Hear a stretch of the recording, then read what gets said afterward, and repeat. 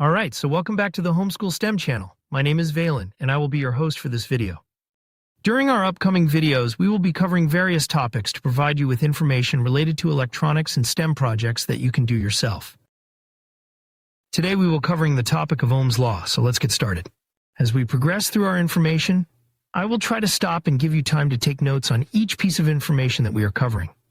First, let's talk about electric circuit. The path that the current follows is called an electric circuit. All electric circuits consist of a voltage source, like a battery or a wall outlet, a load, an example of a load would be a light bulb, and a conductor, like a piece of wire. Next, you need to know that there are three types of circuits that you can choose from. The diagram shows a circuit that has three resistors lined up one right after the other, R1, R2, and R3. The circuit is a series circuit. The ET in the circuit diagram stands for voltage total. The IT stands for amps.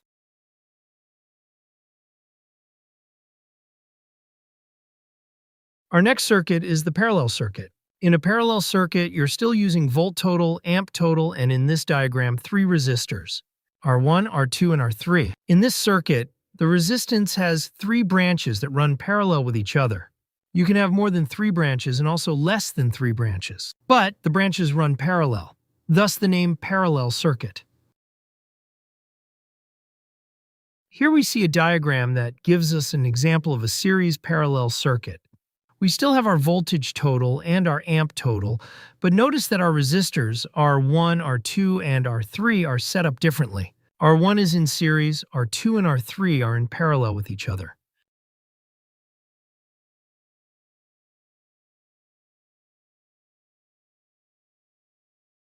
This diagram gives us an example of the two variations of circuits, a closed circuit and an open circuit. Both circuits have a voltage total labeled ET, and the total number of amps is labeled IT. Notice the symbol marked S1. This symbol is used to show that there is a switch in the circuit. In a closed circuit, the switch is closed, allowing current to flow. In an open circuit, the switch is open. The open switch in the circuit breaks the flow of the current. So our two variations of circuits are open circuits and closed circuits.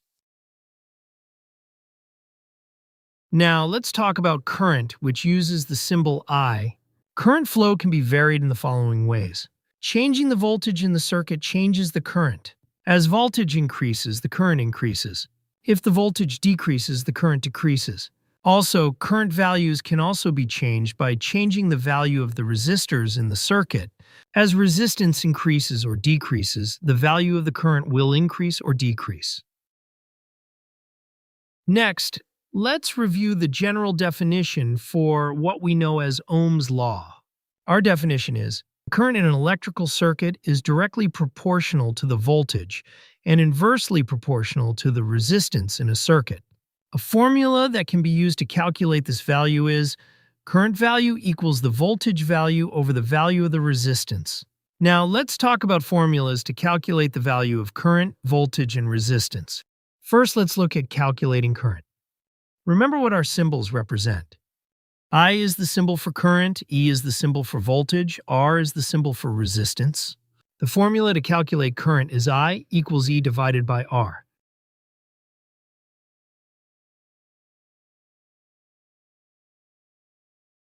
Our next formula will show us how to calculate voltage values. Our formula for calculating voltage is E equals I times R.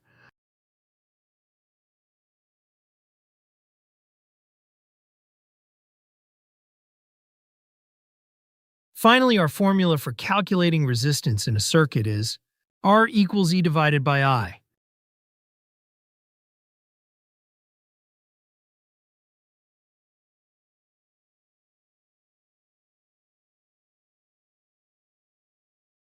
Rule to remember when using series circuits is, in a series circuit, the same current flows throughout the circuit.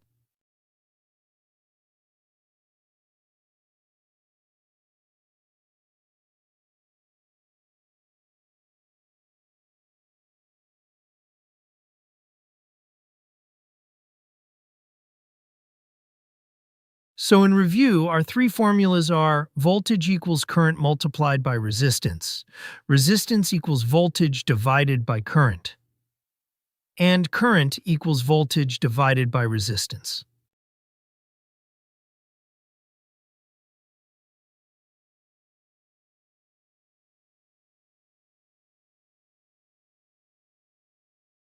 Now, let's look at total resistance in a circuit. Total resistance uses the symbol RT. The total resistance in a series circuit is equal to the sum of the individual resistances in that circuit. So using the diagram shown, to find the resistance total of this circuit, we would add the values of R1, R2, and R3.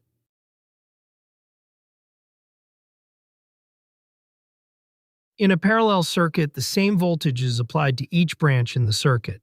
In our diagram, the voltage total is represented by the symbol ET. The total current, or IT, in a parallel circuit is equal to the sum of the individual branch currents in the circuit.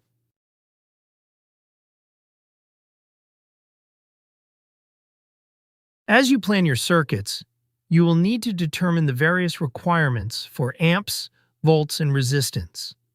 Each time you build a circuit, you should have a plan to follow.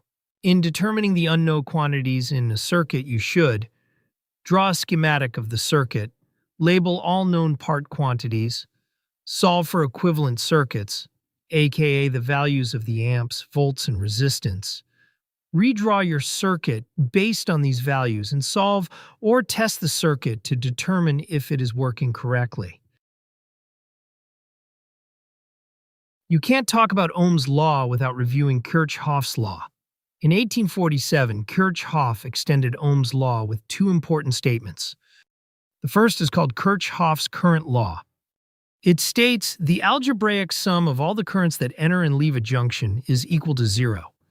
The second is called Kirchhoff's voltage law. It states the algebraic sum of all the voltages around a closed circuit equals zero. In summary, electric circuits have a voltage source, a load, and a conductor. There are three basic current paths: series circuits, and series parallel circuits. In all electrical circuits, current flows from positive to negative, and you can change the voltage in the circuit by adjusting the resistance value in the circuit. If you enjoyed this video and found it helpful, please like, subscribe, and hype. Your support of the Homeschool STEM channel is very much appreciated. If you're looking for other STEM-related lessons or projects, please check out the other videos here on the Homeschool STEM playlist.